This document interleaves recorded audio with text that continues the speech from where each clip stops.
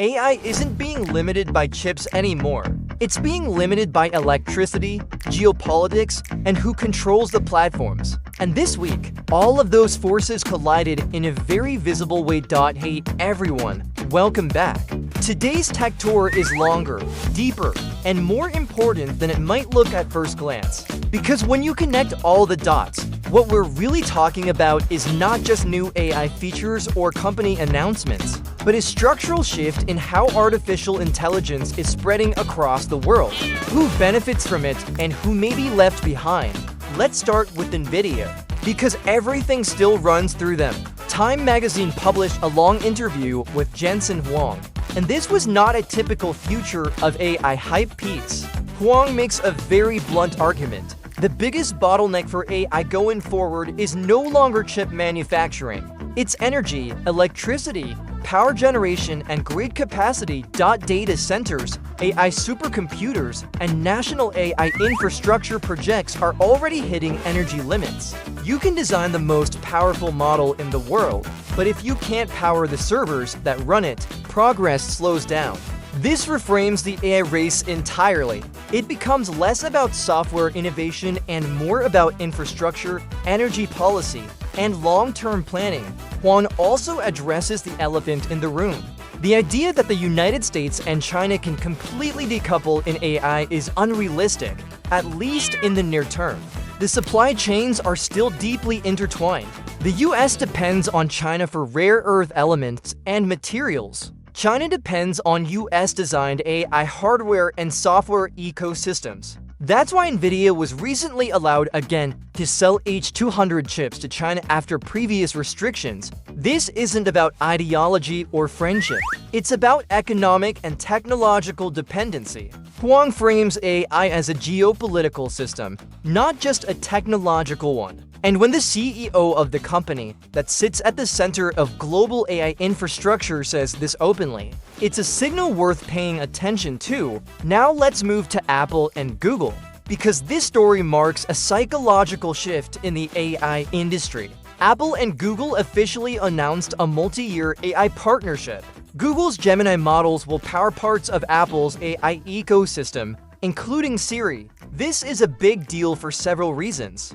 First, Apple has historically insisted on controlling everything in-house, especially core technologies. Second, this is the first time Apple is openly running a multi-provider AI strategy at this scale. ChatGPT remains integrated. Gemini now joins it. Apple publicly described Gemini as one of the most capable AI foundations available. That wording matters. It signals trust, but also pragmatism. Apple is acknowledging something that many companies are now quietly accepting. Building and maintaining frontier-level AI models alone is incredibly expensive, energy-intensive, and risky. The deal is reportedly close to $1 billion.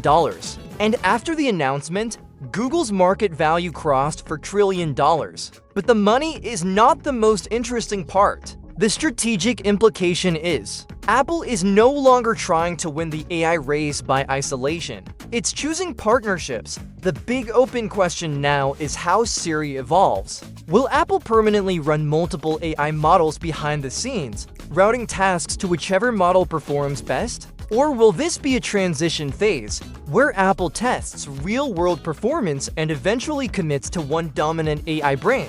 Either way, Siri's future just became far more serious than it has been for the last few years. Now let's talk about Anthropic, because this is where things start to feel very tangible. Anthropic introduced Claude Co-Work, and this might be one of the most underappreciated releases of the year so far.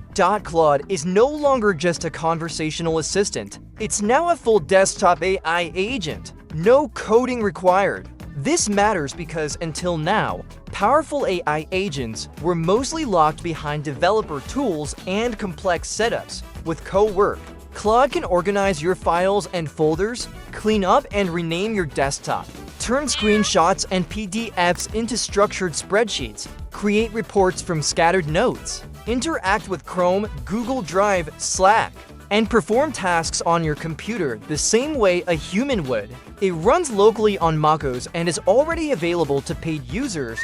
This is the moment where the idea of an AI coworker stops being marketing language and becomes operational reality. Anthropic has effectively lowered the barrier between humans and autonomous digital labor. At the same time, Anthropic is expanding aggressively into healthcare and life sciences. With Claude for Healthcare, the model can now legally and securely work with real patient data in the United States within regulatory frameworks. This unlocks very practical use cases. Faster insurance approvals, less administrative burden on doctors, automated clinical documentation, better preparation for patients before appointments. On the research side, Claude can assist with clinical trial design, regulatory documentation, and early risk detection in drug development.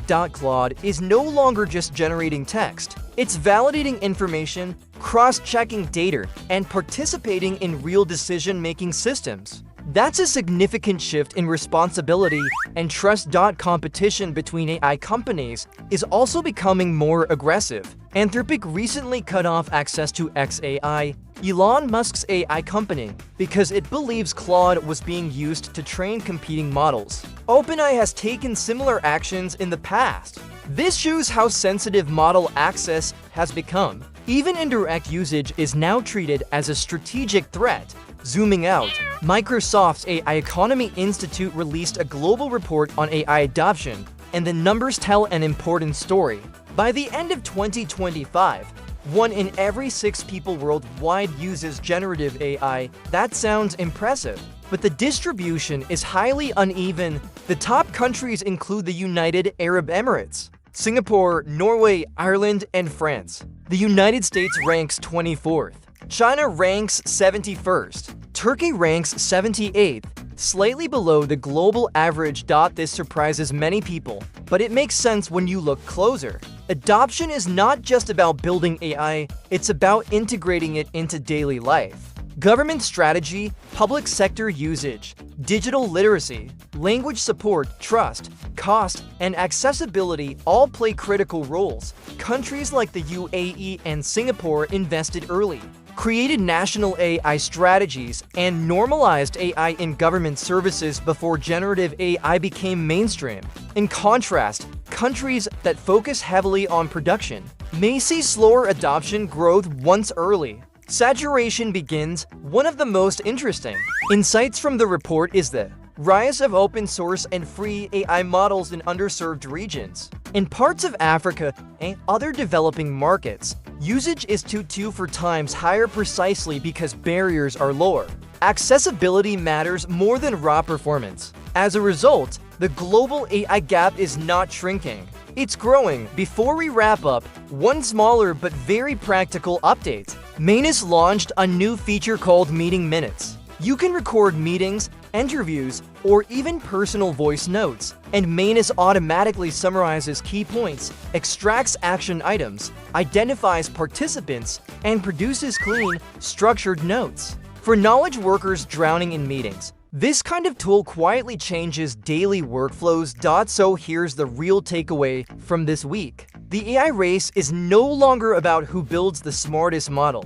It's about who controls energy, infrastructure, data access, and partnerships. It's about who integrates AI into real systems that people actually use, and that race is accelerating faster than most people realize. Take care, and I'll see you in the next Tech Tour.